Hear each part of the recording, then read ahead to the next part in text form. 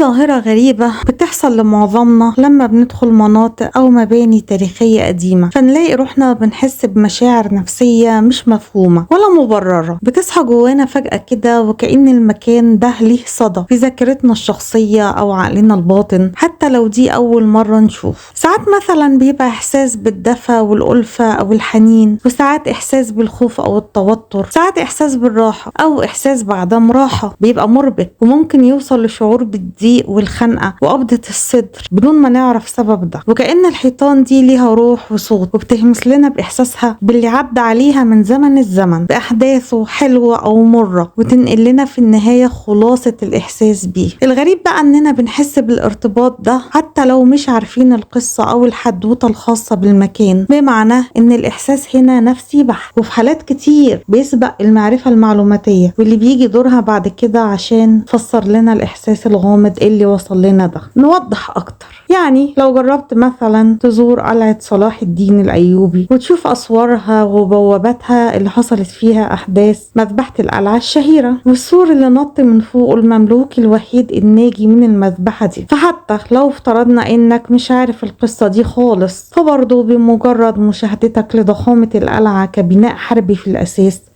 وأسوارها وبواباتها الضخمة وطوابيها المهيبة بأماكن رمي السهام وباقي تفاصيل المكان، فكل ده هينقلك على طول إحساس بالرهبة وتوتر والقلق النسبي، وممكن تحس كأنك سامع صوت طبول حرب أو صهيل خيل ومقارعة سيوف. وعلى الرغم من انبهارك بالعمارة المميزة والأبعاد التاريخية والجمالية واللي ملهاش مثيل للمكان، فده برضو مش هيمنع من وصول الإحساس ده ليك. أما بقى لو كان عندك معلومة عن حكاية مذبحة القلعة الشهيرة زي ما تنقلها الرواه وحكاها الرافعي، فهتلاقي إن تلقائيا ولا إراديا عقلك وخيالك بيبدأ يرسم صورها، فتبدأ تشوف مملوك وحيد مطارد بيحاول يهرب من موت محقق لموت محتمل بالقفز بحصانه من سور بالارتفاع ده وسط أشلاء وجثث أصحابه، فيختلف فورا إحساسك بالمكان ويشوب مشاعر الانبهار، مشاعر مختلطة بتخلق فيك شعور بعدم الراحة والخوف والتوتر، كأنك بقيت جزء من الحدوتة، وتقمصتك روح الفارس المملوك ده، وابتديت تفكر يا ترى لو كنت مكانه كنت هتصرف ازاي؟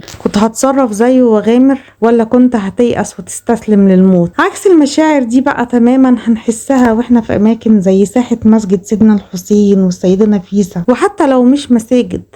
ليها استخدام ديني واضح وصريح، لكن لو مباني ومناطق ليها جانب ديني او روحي، زي مثلا قصر المولوية بطبيعته الصوفية المعروفة، واللي أول ما ندخله بيغمرنا إحساس بالسكينة والسلام الروحي والنفسي، واللي بيزيد كل ما بنتحرك جواه ونبدأ نتصل بيه أكتر حسيا. مثلا واحنا بنسند على ترابزين خشب قديم تفاصيله اتبرت واتمحت من كتر الاستخدام والسند عليه من المريدين اللي واقفين فوق وبيبصوا على القاعة المستديرة اللي تحت، واللي كانت بتقام فيها حلقات الذكر الصوفي بطريقته الموروثة على مر الزمن، فنلاقي روحنا تلقائي بنسمع بودنا، وساعات بنردد بلساننا وبنفس صوتهم وطريقتهم المشهورة الجملة الشهيرة الله الله حي. طيب حتى النور اللي بيتسلل من شباك قديم وبيرسم أشكال نشوفها على الأرض من خلال إزاز ملون، أو مشربية خشب قديمة في بيوت قديمة زي بيت الكرتلية أو قصر بشتاك، واللي مش بيبقى مجرد انعكاس للضوء،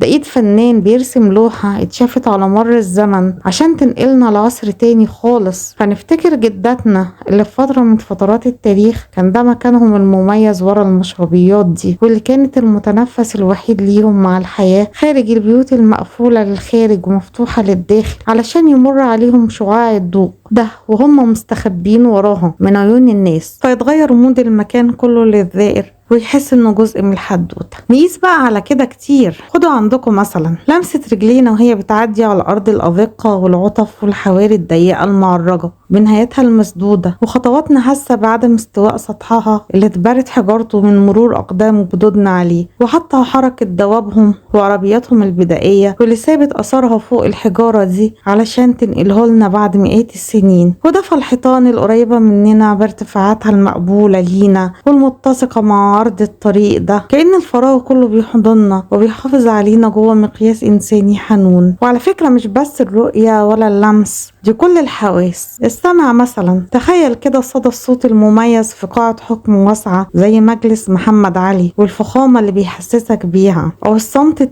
تقيل في دهاليز وأقبية مستخبية تحت الأرض كانت زنازين وسجون قديمة سكتت أخيرا من كتر التعب بعد ما سمعت لسنين صراخات استغاثة من مظلومين، أو تمتمات تايبين وندمانين، أو حتى رجاء يائسين من طلب الحياة في لحظات النهاية تحت المقصلة، وصولا للحظات الصمت التام عشان نكتشف إنه سواء الصوت أو غياب الصوت كل إحساس فيهم بيحكي لنا بطريقته جزء من تاريخ المكان وطبيعته، بالإحساس مش بالمعرفة والمعلومات بس. والحقيقة إن ده مش بيكون مجرد إحساس وخلاص، لأ، دي حلقة وصل بيننا وبين كل ايد ورجل لمست واتعاملت مع العمارة والعمران ده قبلنا على مر الزمن. والتواصل هنا بيكون إنساني ونفسي في المقام الأول، أو اللي بيسموه العلماء الارتباط العاطفي المجهول، واللي فيه بتتحول الأحياء والبيوت القديمة دي لآلة زمن عاطفية ليها روح حسية. أنت مش محتاج تعرف كتالوج تشغيلها ولا تاريخها عشان تستخدمها، حاجة كده شبه صندوق الدنيا القديم بتشتغل لوحدها، وهي كده كده اللي بتسوق الرحلة وتنقلك لمكان تاني وأحداث هي اللي عارفاها وحافظاها كويس أوي.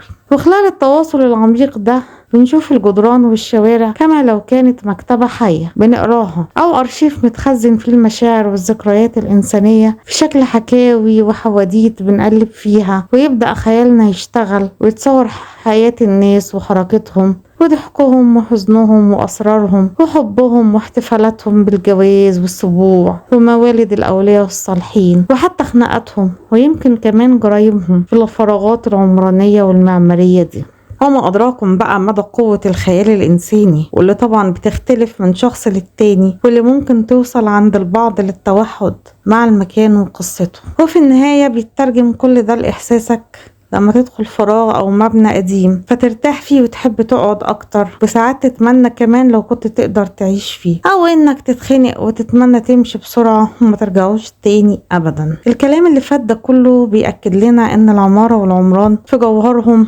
هما الوعاء اللي بيشيل التجربة الإنسانية الحية، وإنهم مش مجرد هيكل مادي قديم مبني من حجر أو خشب أو طوب، واللي هي مواد حية بتتعتق مع مرور الزمن وتتفاعل كأنها كائن حي بيشارك السكان دورة حياتهم ويخزنها عشان ينقلها لنا بعدين. ولا هو طريق قصبة وحواري وأزقة ضيقة بس، لا، ده إطار بيخلق جوانا مع الجدران دي شعور بالاحتواء والانتماء، عشان تكون في النهاية الأوعية اللي بتحفظ حياتنا وقصصنا وأحلامنا وماضينا وحاضرنا وتخيلات مستقبلنا، بمعنى أعم بتحفظ وجودنا الإنساني وتجربتنا الإنسانية نفسها. نسميها بقى ذاكرة المكان أو روح المكان أو روح الوجدانية للعمارة والعمران، مهم الاسم، المهم إنها الحالة اللي بتحصل لمعظمنا تلقائيا بمجرد دخولنا للأماكن دي من خلال مجموعة رسائل مش مفهومة ومش علمية ولا مفسرة، بتعكس الطاقة النفسية الكامنة في الفراغات دي وتنسج لنا الروابط غير المرئية بين الماضي والحاضر بدرجات مختلفة حسب استعداد وقبول وتلقي كل زائر. عشان كده المرة الجاية لما تزور مكان تاريخي حاول ما تكتفيش بالفرجة عليه من وجهة النظر الهندسية أو المعلوماتية اللي تعرفها عن معالمه المبنية، وحاول تسيب نفسك ليه وركز انك تستقبل الاحاسيس المختلفة اللي بيحاول ينقلها لك المكان، والحدوتة اللي عايز يحكيها لك